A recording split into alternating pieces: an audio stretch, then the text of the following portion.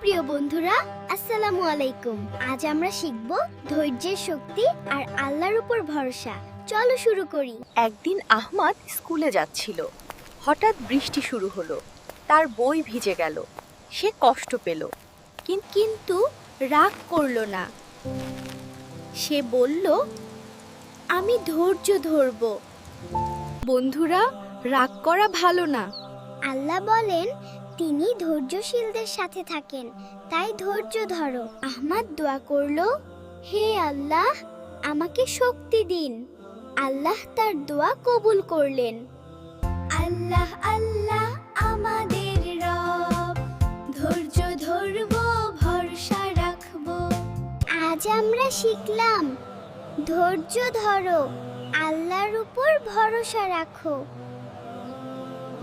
আবার দেখা হবে। আসসালামু আলাইকুম।